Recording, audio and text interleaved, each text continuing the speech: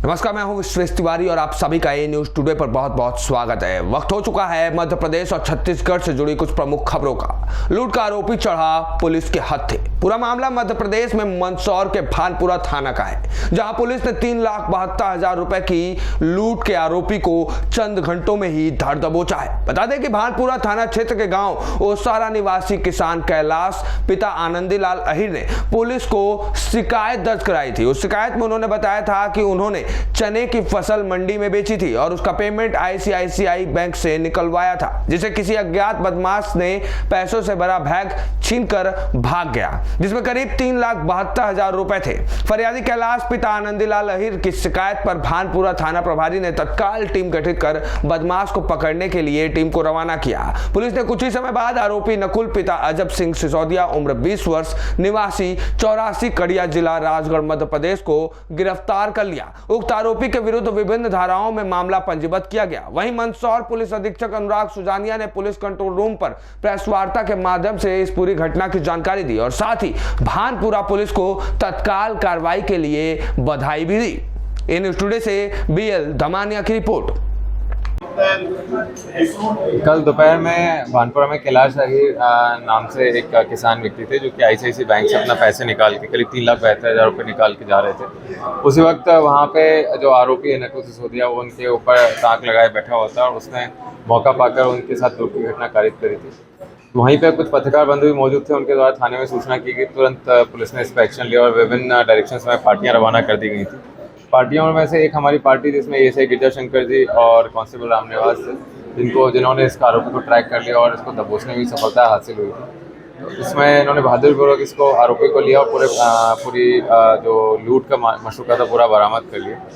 इन दोनों ही अधिकारी कर्मचारियों को अलग 5,000 का इनाम प्रस्तावित किया जा रहा है और इसमें पूरी भानपुरा टीम को बहुत बहुत बधाई देना चाहूँगा। इसमें जो आरोपी है, इसका पूर्व से भी आपराधिक रिकॉर्ड है। थाना जिला राजगढ़ कड़िया गाँव का रहने वाला है। उसके बारे में भी और तस्दीक की जाएगी। ढाबों में धड़ल्ले से चल रहा है अवैध शराब का कारोबार। पूरा मामला मध्य प्रदेश के डिंडोरी का है, जहां के होटल ढाबों में धड़ल्ले से अवैध शराब बिक रही है। शाम होते ही पान के ठेले में जाम छलकने लगती है। यह सब देखने के बाद यह साफ प्रतीत हो जाता है कि यहाँ के मुख्य बस स्टैंड में शराब माफियाओं को पुलिस का बिल्कुल खौफ नहीं रहा, जिसके चलते यहाँ बेधड़क होकर अवैध शराब बिक रही है। बिजली विभाग की अनदेखी से शिवपुर के किसानों की मूंग फसल हुई बर्बाद। एक दिन में नहीं हुआ समस्या का समाधान तो होगी जंगी प्रदर्शन। दरअसल यह पूरा मामला मध्य प्रदेश के शिवपुर क्षेत्र का है। इस क्षेत्र के अंतर्गत आने वाले सभी कृषि और घरेलू फीडर में व्याप्त किसानों की बिजली समस्या को लेकर किसान नेता समित पटेल के साथ क्षेत्र के सभी किसानों ने शिवपुर विद्युत केंद्र जाकर सांकेतिक प्रदर्शन किया, जिसमें किसानों को कृषि की 8 घंटे बिजली और घरेलू की 24 घंटे बिजली की आपूर्ति को रेगुलर करने को लेकर प्रदर्शन किया जा रहा है, जिसमें क्षेत्रीय अधिकारियों ने 24 घंटे में व्यवस्था सुधार को लेकर आश्वासन दिया। साथ ही सभी किसानों ने अधिकारियों से 2 टूक शब्दों में साफ कहा है कि अगर कल तक समस्या हल नहीं होती तो 21 मई को शिवपुर विद्युत केंद्र के सामने जंगी प्रदर्शन किया जाएगा, जिसमें संबंधित मंत्री का पुतला दहन किया जाएगा। इस अवसर पर क्षेत्र के कई गांव के किसान वहां उपस्थित थे। ए न्यूज टुडे से दीपेश पटेल की रिपोर्ट। इन चूड़ियों को लेकर आप किस विषय को लेकर आए हैं? पिछले 3 दिनों से लगभग किसान बहुत परेशान हैं। बिजली की जो समस्याएं हैं गांव की और खेत की, जो 4 से 5 घंटे बिजली मिल रही है, इसलिए आज ये चूड़ियों से हम ये प्रदर्शन करना चाहते हैं। क्यों बिजली विभाग के जितने भी अधिकारी कल इनको समर्पित करेंगे। कल एक जंगी महा आंदोलन होगा। पूरे गांव के लोग इसमें शामिल होंगे, पूरे किसान और पूरा सभी परिवार शामिल होंगे, इसलिए प्रदर्शन करेंगे और ये सभी बिजली विभाग के सभी अधिकारियों को समर्पित करेंगे। और जो किसान सोया है वो भी कल यहाँ आए और हमारे आंदोलन को सहयोग करें। जय हिंद। आज समस्त कृषक बंधु विद्युत विभाग को सचेत करने के लिए यहाँ पर आए थे और इससे पहले भी 3 से 4 रोज पहले किसानों ने विभाग को सचेत किया था, जिस पर किसी प्रकार का विद्युत व्यवस्था में कोई सुधार नहीं हो पाया है। और आज किसान को दोबारा फिर आश्वासन दिया गया है विभाग के द्वारा, यदि अगर व्यवस्था में सुधार नहीं हुआ तो कल दोबारा किसान फिर से धरना प्रदर्शन करेंगे और इसका जिम्मेदार विभाग रहेगा। मुख्यमंत्री कन्यादान विवाह निकाह के अंतर्गत 15 जोड़ों ने थामा एक दूसरे का हाथ। पचमढ़ी विशेष क्षेत्र विकास प्राधिकरण के अध्यक्ष कमल दूध एवं क्षेत्रीय विधायक ठाकुरदास नागवंशी, साडा सीईओ रवि प्रकाश नायक की उपस्थिति में मुख्यमंत्री कन्यादान विवाह योजना के 15 जोड़ों को पंचमगढ़ी के शासकीय महाविद्यालय में वर वधुओं के अभिभावकों एवं स्थानीय गणमान्य नागरिकों की गरिमामय उपस्थिति में हर्षोल्लास के साथ संपन्न हुआ, जिसमें विशेष सहयोग विशेष क्षेत्र विकास प्राधिकरण के समस्त अधिकारी एवं कर्मचारियों का रहा। पंचमढ़ी टैक्सी संचालक टीम की ओर से समस्त जोड़ों को मोनू अग्रवाल अध्यक्ष टैक्सी यूनियन एवं पदाधिकारियों द्वारा सीलिंग पंखे प्रदान किए गए। इस गरिमामय कार्यक्रम में विशेष रूप से कॉलेज प्राचार्य डॉक्टर एस शेखर, पार्षद लक्ष्मी राय समेत तमाम अतिथिगण उपस्थित रहे। भव्य गरिमामय कार्यक्रम का कुशल संचालन पूर्व पार्षद सुनील कोरी ने किया। अंत में आभार विशेष क्षेत्र विकास प्राधिकरण के सीईओ रवि प्रकाश नाइक ने किया। ए न्यूज़ टुडे से दीपेश पटेल की रिपोर्ट। हर्ष का विषय है कि मुख्यमंत्री कन्यादान योजना के तहत आज इतना अच्छा आयोजन किया जा रहा है, जिसमें 15 जोड़ों को आज वैवाहिक गठबंधन में बांधने जा रहे हैं। और हमारी पचमढ़ी टैक्सी मालिक एवं चालक कल्याण संघ की ओर से प्रत्येक जोड़े को एक सीलिंग फैन प्रदान किया जा रहा है और हम सब इस आयोजन का अभिनंदन करते हैं, स्वागत करते हैं। पति ने गला काटकर 45 वर्षीय पत्नी की कर दी हत्या। चरित्र पर संदेह के चलते पति ने उठाया इतना बड़ा कदम। विदिशा जिले के गंजबा सौदा क्षेत्र का मामला। आज मध्य प्रदेश के विदिशा जिले के गंजबा सौदा की ब्रजधाम कॉलोनी से सनसनीखेज मामला सामने आया। आज मध्य प्रदेश के विदिशा जिले के गंजबा सौदा की ब्रजधाम कॉलोनी से सनसनीखेज मामला सामने आया, जिसमें यहां चैन सिंह नामक व्यक्ति द्वारा अपनी पत्नी यशोदाबाई की हत्या कर दी गई। बताया जाता है कि चैन सिंह को अपनी पत्नी के चरित्र पर संदेह के चलते उसने अपनी पत्नी की हत्या कर दी। जानकारी मिलते ही स्थानीय पुलिस मौके पर पहुंची और आरोपी को तुरंत गिरफ्तार किया गया, जहां न्यायालय में आरोपी के खिलाफ विभिन्न धाराओं के तहत कार्रवाई की जा रही है। सर, बासुदा में एक मर्डर हुआ है, सर क्या मामला? बासुदा में ब्रजधाम कॉलोनी में आज सुबह पुलिस में यह सूचना आई कि एक पति के द्वारा अपनी पत्नी की हत्या कर दी गई है। जसोदा, जो कि लगभग 45 वर्ष की थी, उसके चरित्र पर शंका को लेकर के उसके पति चैन सिंह के द्वारा उसकी हत्या कर दी गई है। प्रकरण में पुलिस ने तत्काल प्रतिक्रिया देते हुए जो आरोपी है उसे हिरासत में ले लिया है। हम इस प्रकरण में गंभीरतापूर्वक कार्रवाई करते हुए अपराधी को न्यायालय से दंड दिलवाने का पूरा प्रयास करेंगे। रेत का धड़ल्ले से चल रहा अवैध कारोबार। जोरों पर नदी नालों से निकाली जा रही है रेत। पूरा मामला छत्तीसगढ़ के बस्तर जिले के जीवनदायिनी इंद्रावती नदी, मार्कंडे व नारंगी नदी का है, जिसमें रेत उत्खनन अवैध धंधा जोरों पर है। बस्तर जिले में रेत माफियाओं के हौसले इस तरह बुलंद है कि रेत खदानों के विधिवत टेंडर के बाद भी जिस घाट से उत्खनन नहीं होना है वहां पर भी जेसीबी लगाकर धड़ल्ले से नदियों से रेत निकाला जा रहा है। इसमें हैरान करने वाली बात यह है कि इसकी जानकारी अधिकारियों तक को भी नहीं है। जी हाँ, जब हमारे चैनल के मीडिया कर्मी ने इस खनन को लेकर बस्तर एसडीएम ओम प्रकाश वर्मा से जानकारी लेनी चाहिए तो पता चला कि उनको इस संबंध में कोई जानकारी ही नहीं है। इस पूरे मामले पर उनका कहना है कि आपके माध्यम से हमें जानकारी मिली है। इससे यह स्पष्ट होता है कि रेत का उत्खनन तो बड़े पैमाने पर हो ही रहा है, मगर इस पर रोक लगाने वाले अधिकारी भी कुंभकर्ण की नींद में सोए हुए हैं। उनके ही क्षेत्र में खनन हो रहा है और उन्हें इसकी जानकारी भी नहीं है। उनका कहना है कि इस तरह के जो भी खनन हो रहे हैं हम इसकी जानकारी लेंगे और मौके पर जो भी इस तरह के खनन करते हुए पाए जाएंगे उस पर भू राजस्व संहिता के द्वारा 247 के तहत जब्ती की कार्रवाई के साथ जुर्माना की कार्रवाई की जाएगी। उन्होंने माइनिंग कर्मचारियों को भेजकर 2 दिनों में कार्रवाई करवाने की बात भी कही है। ए न्यूज़ टुडे से लाल शाह की रिपोर्ट। वर्तमान में आपके माध्यम से मुझे ये जानकारी मिल रही है, यदि ऐसा कुछ होगा तो निश्चित रूप से जो भी जिम्मेदार होंगे और मौके पर जो पाए जाएंगे उत्खनन करते हुए उन पर भू राजस्व संहिता की धारा 247 के तहत जब्ती की कार्रवाई और जुर्माना करने की कार्रवाई की जाएगी। और मैं अविलंब इसमें माइनिंग इंस्पेक्टर की टीम को भेज करके 1-2 दिनों में इसकी कोई न कोई कार्रवाई निश्चित रूप से करवा बस्तर में सिविल अस्पताल का हाल हुआ बेहाल। पूरा मामला छत्तीसगढ़ के बस्तर जिले के भानपुरी सिविल अस्पताल का है। दरअसल बस्तर जिले के भानपुरी सिविल अस्पताल में अव्यवस्था के कारण मरीजों को खूब परेशानी झेलनी पड़ रही है। बस्तर में हुई झमाझम बारिश से स्वास्थ्य केंद्र के छत से झरने की तरह पानी का रिसाव हो रहा है। इतना ही नहीं, बारिश की पानी हॉस्पिटल के सभी ward, staff room, OPD room में भर गया है। इस पर अव्यवस्था के चलते न सिर्फ हॉस्पिटल में भर्ती मरीज और परिजन बल्कि उनके साथ हॉस्पिटल स्टाफ को भी भारी परेशानी का सामना करना पड़ रहा है। पानी से भीग जाने के कारण वहां कई दवाइयां भी खराब हो गई हैं। वहीं इस पूरे मामले पर हॉस्पिटल प्रबंधन चुप्पी साध रखा है। ए न्यूज़ टुडे से लाल शाह की रिपोर्ट। पुलिस द्वारा सार्वजनिक स्थलों पर शराब पीने वाले लोगों पर की गई कार्रवाई। सीएसपी विकास पांडे ने कार्रवाई की पुष्टि करते हुए सार्वजनिक स्थलों पर शराब न पीने की करी अपील। इस प्रकार की कार्रवाई को सतत रूप से चलाए जाने की कही बात।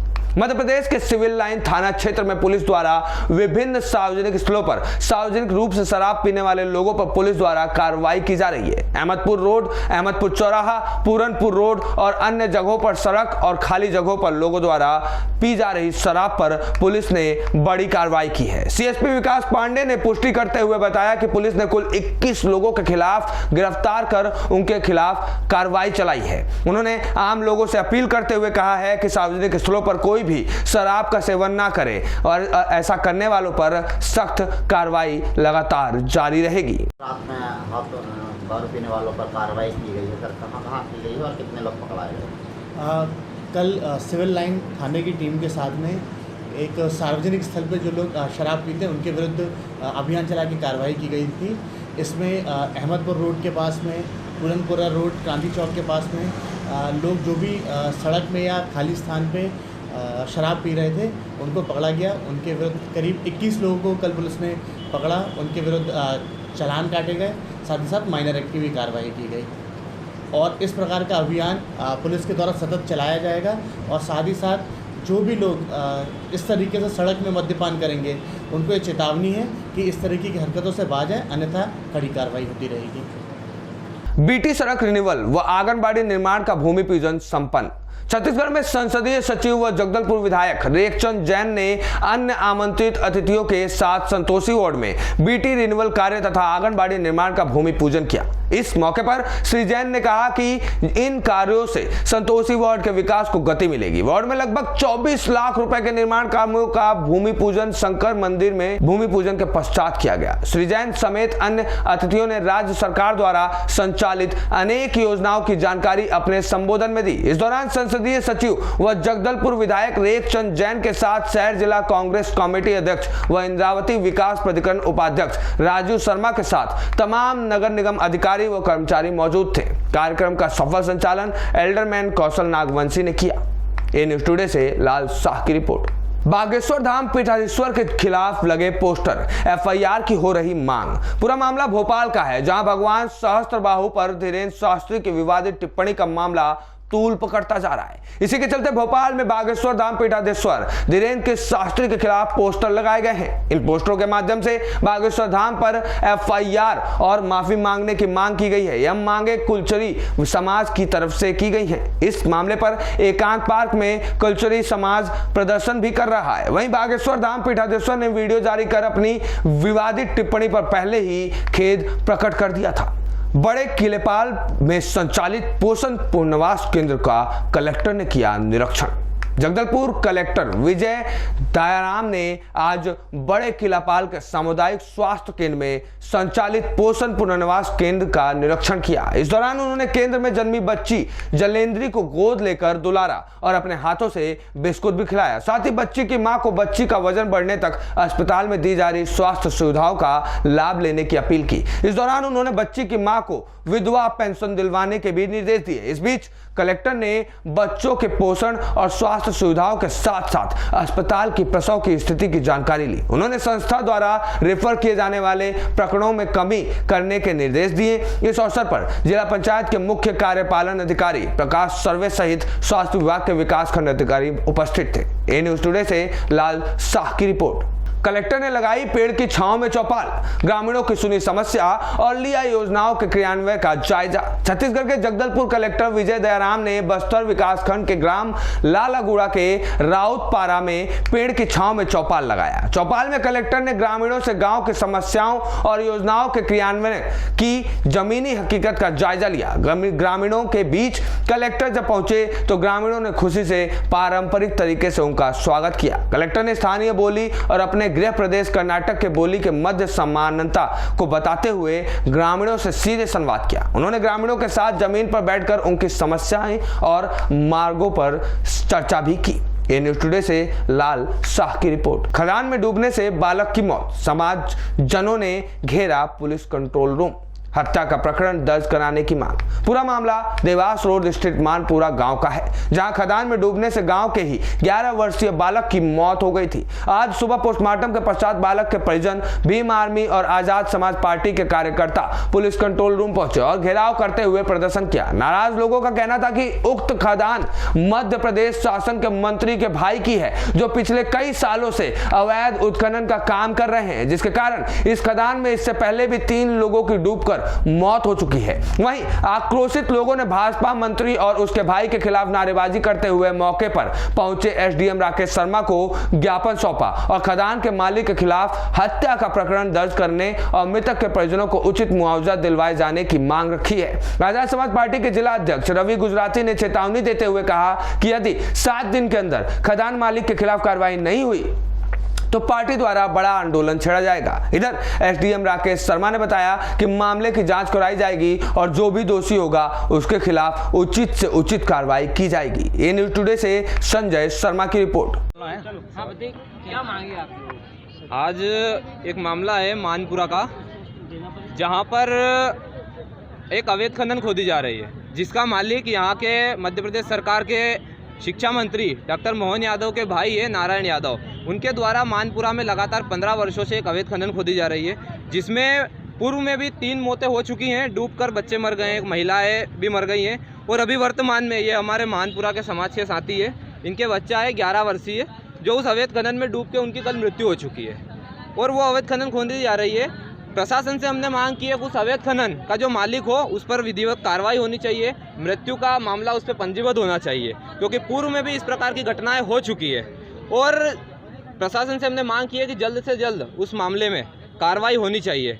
और ये केस लिए हो रहा है, ये भी मैं आपको बता दूं कि भाजपा सरकार में भ्रष्ट मंत्री बैठे हुए हैं और उनके संरक्षण में ये काम हो रहा है। हमारे लोगों के ऊपर इस प्रकार का जो शोषण हो रहा है, हमारे लोग मारे जा रहे हैं, उसके सिर्फ और सिर्फ जवाबदार है तो मध्य प्रदेश सरकार और इनके मंत्री और उनके भाई।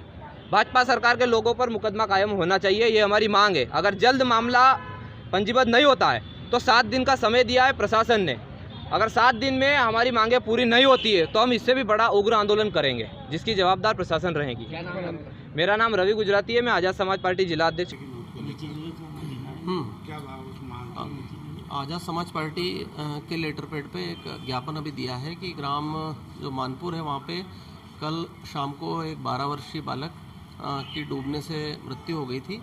उसके संबंध में जो विधिवत प्रकरण RBC 64 के तहत है वो दर्ज करवा लिया है तहसीलदार के माध्यम से और उसमें कार्रवाई चल रही है। जो राहत राशि शासन के नियमानुसार दी जाती है उसकी कार्रवाई 1-2 दिन में संपादित कर ली जाएगी। इसके साथ ही ज्ञापन दिया है कि जो खदान है, खदान के संबंध में दस्तावेज की जांच और मौके की जांच के संबंध में भी ज्ञापन में अनुरोध किया गया है।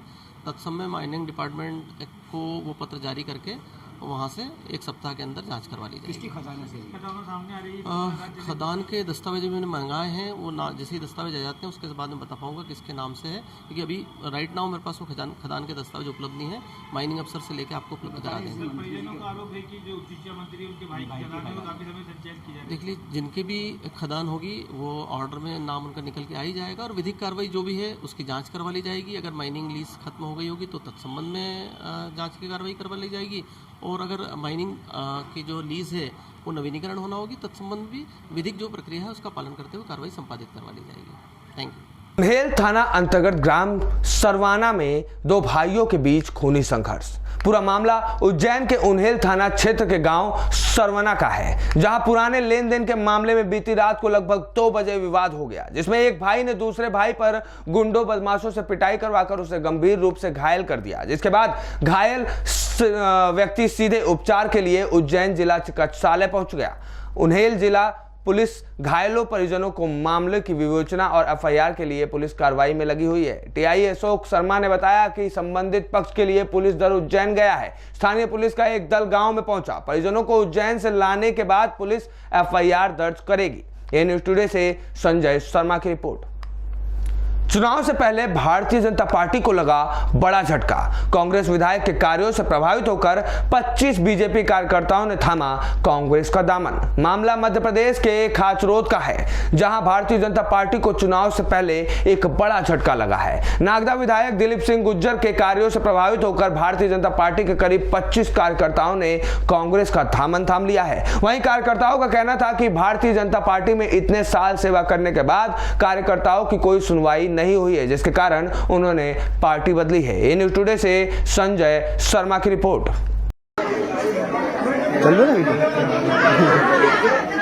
मैं आपसे थोड़ा सा पूछना चाहूँगा कि आपने भारतीय जनता पार्टी क्यों छोड़ी और उसकी दोहरी नीतियों के कारण आपने आज जो कांग्रेस की सदस्यता ली, उस विषय में आप बताएंगे। भारतीय जनता पार्टी छोड़ने का हमारा कारण यह है कि इतने सालों से हम भारतीय जनता पार्टी के लिए मेहनत कर रहे हैं, उनके साथ रह रहे हैं, पर कंटिन्यू हमारे काम कुछ नहीं होते हैं। वार्ड की समस्या इतनी रहती है, उनको लेकर हम काम करते हैं, वो काम भी नहीं होते हैं। वार्ड में कोई पार्षद वगैरह लोग हमसे मिलते हैं और वो हमें बताते हैं कि ये समस्या वार्ड में चल रही है, पर उस समस्या का कोई निराकरण भी नहीं होता है।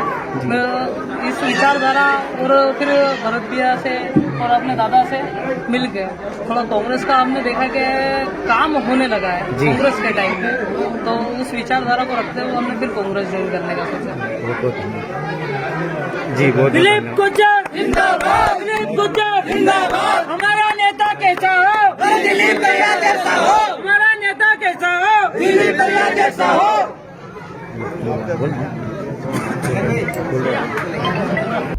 सीजीपीएससी लिस्ट मामले में गरमाई सियासत। गणेश शंकर का तंज, अपनी नैतिक जिम्मेदारी मत भूले सीएम, जांच कराएं न कि राजनीति करें। दरअसल 2 साल बाद पीएससी राज्य सेवा परीक्षा की चयन सूची घोषित हुई, लेकिन सूची में नामों का अवलोकन करने के बाद कुछ संदेह भी जन्म लेने लगे हैं। सूची के टॉप 15 में अधिकतर चयनित अभ्यर्थियों का संबंध कहीं न कहीं प्रदेश के 66 अधिकारियों या सत्ता के करीबियों से निकल रहा है, जिसे लेकर राजनीतिक गलियारों में हलचल तेज हो गई है। भारतीय जनता पार्टी नेता मामले में सीबीआई से निष्पक्ष जांच करवाने की मांग कर रहे हैं। साथ ही छत्तीसगढ़ लोक सेवा आयोग के चेयरमैन और परीक्षा कंट्रोलर को नार्को टेस्ट भी कराए जाने की मांग कर रहे हैं। वहीं मुख्यमंत्री के बयान के बाद भारतीय जनता पार्टी के नेता सीधे तौर पर मुख्यमंत्री पर आक्रामक नजर आ रहे हैं। पीएससी के चयन सूची में अधिकारी, नेता, व्यापारी, इस वर्ग से जो संबंधित लोग हैं बड़ी संख्या में चयन हुआ है। इस संबंध में जो आम लोगों को लग रहा है कि कुछ न कुछ फेवरिज्म हुई है, भाई भतीजावाद हुआ है, निष्पक्षता पर प्रश्न चिन्ह लगा हुआ है। पब्लिक सर्विस कमीशन एक बहुत ही प्रतिष्ठित संस्था है और इसका मुख्य उद्देश्य ही है कि योग्य लोगों का, उम्मीदवारों का, अभ्यर्थियों का निष्पक्ष तरीका से चयन करना। और ये पूरे प्रदेश के युवा हैं जो बेरोजगार हैं बेचारे, उनकी निगाह इस पर रहती है। तो इस संबंध में मुख्यमंत्री को यह नहीं कहना चाहिए कि यह भाजपा का एजेंडा है या भाजपा आरोप लगा रही है। आप मुख्यमंत्री हैं, मुख्यमंत्री होने के नाते आपकी नैतिक जिम्मेदारी है कि न केवल निष्पक्षता बनी रहे, निष्पक्षता दिखना भी चाहिए। तो जितने ऐसे लोग हैं उनके आप जो है उनके प्रश्न पत्र हैं, उनके पेपर आंसर कॉपी हैं, उनके आप जांच कराइए और देखिए कि उनका निष्पक्षता पूर्वक उनका सिलेक्शन हुआ है कि नहीं हुआ है। क्लियर आप जो ये कह के कि ये भाजपा का आरोप लगाती है, आप इस तरह से पार्टीगत राजनीति में हर चीज मत डालिए। इसकी निष्पक्षता लोगों को महसूस हो। एक तरफ तो आप लोगों को बेरोजगारी भत्ता नहीं दे रहे हो, उसमें ऐसे ऐसे आपने पैरामीटर्स बना दिए हैं कि किसी को मिलते ही नहीं है, और उसके बाद ऊपर से जले में नमक छिड़के जैसे इस तरह से बात कर रहे हैं। इसकी योग्य अभ्यर्थियों का चयन हुआ है कि नहीं हुआ है, ये देखना मुख्यमंत्री की नैतिक जिम्मेदारी है और ये उनको देखना चाहिए। बचेली नगर पालिका में अस्थायी दखल को लेकर हो रहा बवाल, सीएमओ ने किया शांत। टेंडर निरस्त कर खुली बोली करवाई, ठेकेदारों ने साठ-गांठ कर लिया टेंडर। पूरा मामला छत्तीसगढ़ दंतेवाड़ा जिले के बचेली नगर पालिका का है। बचेली नगर पालिका में अस्थायी दखल वसूली के टेंडर को लेकर चल रहे विवादों को कलेक्टर विनीत नंदनवार के निर्देश पर सीएमओ पवन मेरिया ने शांत करवाने के उद्देश्य से लिफाफा बंद टेंडर प्रक्रिया को निरस्त कर खुली बोली प्रक्रिया करवाई। लेकिन पारदर्शिता बनाने के उद्देश्य से कराई गई इस खुली बोली में ठेकेदारों ने ही नगर पालिका को चपत लगा दी। नगर पालिका सीएमओ पवन मेरिया ने बताया कि इस टेंडर में कुल 16 लोगों ने भाग लेने के लिए अमानत राशि जमा की थी और टेंडर की बोली 8,95,000 के सरकारी रेट पर शुरू हुई थी, पर बोली सिर्फ 4,000 बढ़कर 8,99,000 पर ही खत्म हो गई। ए न्यूज़ टुडे से लाल शाह की रिपोर्ट। को लेकर अस्थायी दखल को लेकर के जो लगातार यहाँ पर मामले सामने आ रहे थे, लगातार आरोप लग रहे थे पालिका पे कि साठ-गांठ की व्यवस्था की जा रही है, आज किस प्रकार से टेंडर किया गया और क्या कुछ उसका हल निकला है सर? नगर पालिका बड़े बचेली में अस्थायी दखल शुल्क की सालाना टेंडर होता है, परंतु 2 महीना लेट हो चुका था और आने के बाद मैंने खुली बोली के माध्यम से अस्थायी दखल शुल्क की नीलामी बुलवाई थी और आज 16 लोगों ने भाग लिया था और 8,95,000 शासकीय बोली थी और 8,99,000 उच्चतम बोली प्राप्त हुई है और ये बोली समाप्त हो चुकी है। अस्थाई बोली के एक उच्चतम बोली निर्धारित की जाती है जो 8,95,000 थी और जो नीलामी से प्राप्त बोली 8,99,000 है। इसकी दर अनुमोदन परिषद की बैठक में, आगामी बैठक में, नगर पालिका परिषद बड़े बचेली की बैठक में अनुमोदन किया जाएगा दर का। संसदीय सचिव रेख चंद जैन ने धर्मपुरा में आयोजित भागवत कथा में धर्म लाभ लिया। वृंदावन से पधारे भागवत कथा वाचक पंडित अभिषेक पाठक से आशीर्वाद भी प्राप्त किया। इस अवसर पर उन्होंने कहा कि वर्तमान समय में जब लोग अपने जीवन यापन की आपाधापी में आध्यात्मिकता से दूर होते जा रहे हैं, भागवत कथा मन की शांति एवं जीवन की नई दिशा देता है। भागवत कथा हमें एक अच्छी जीवन जीने की शिक्षा देता है। भागवत कथा जीवन के बड़े से बड़े परेशानियों का भी सामान्य हल देता है। उन्होंने कहा कि श्रीमद् भागवत कथा जीवन प्रबंधन का एक मूल मंत्र है। ऐसे ही झारखंड और छत्तीसगढ़ से जुड़ी प्रमुख खबरों के लिए जुड़े रहिए ए न्यूज़ टुडे के साथ।